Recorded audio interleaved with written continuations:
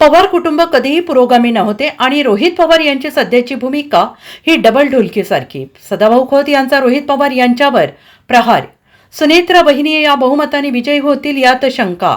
मात्र आमदार रोहित पवार आणि पवार कुटुंब हे पुरोगामी विचारांचे पांघरून घेऊन फिरत होते।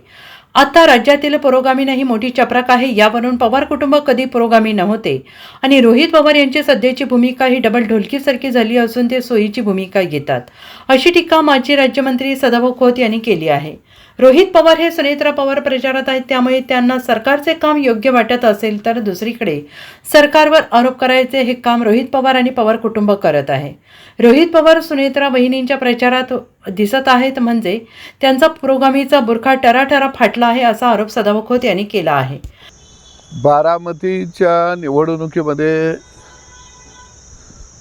महायुतीच्या आणि राष्ट्रवादीच्या नेत्या आदरणीय सुमित्रा वहिनी ह्या निश्चितपणानं बहुमतानं त्या ठिकाणी निवडून येतील।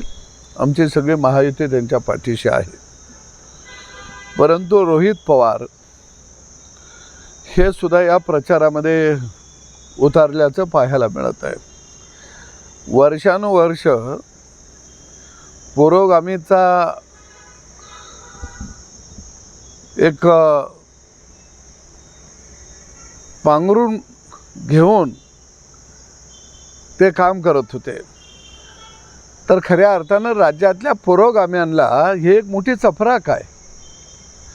कारण पवार कुटुंब हे कधीच पुरोगामी नव्हतं, कारण पुरोगामीपणाच्या आडुशानं सत्तागामी हाच एक कलमी कार्यक्रम खऱ्या अर्थानं पवारांनी त्यांच्या कुटुंबाने या महाराष्ट्रामध्ये राबवलेला होता। आणि या राज्यामध्ये पुरोगामी हे शाहू फुले आंबेडकर होते, हे फक्त त्यांची नावं घेऊन मताचा जोगवा मागून सत्तेच्या खुर्चीवरती अश्वरूढ होत होते। आणि म्हणून मला राज्यातल्या पुरोगाम्यांना विचारायचं आहे की आता तुमच्यात काय बहिरपण आलंय का, आंधळपण आलंय का, कुठं गेला पुरोगामीपणा? आणि म्हणून हे रोहित पवार असेल किंवा ही सगळी मंडळी डबल ढोलकी वाजवणारी मंडळी आहे।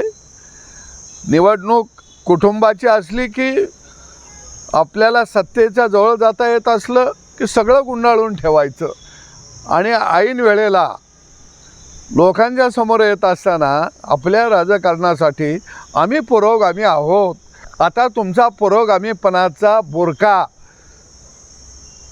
टराटरा फाटला गेलेला आहे, हे संपूर्ण महाराष्ट्रानं पाहिलेलं आहे। आणि म्हणून मला वाटतं की आता याने पुरोगामीपणाच्या गप्पा मारायच्या थांबवाव्यात। Bureau report SBN Marathi.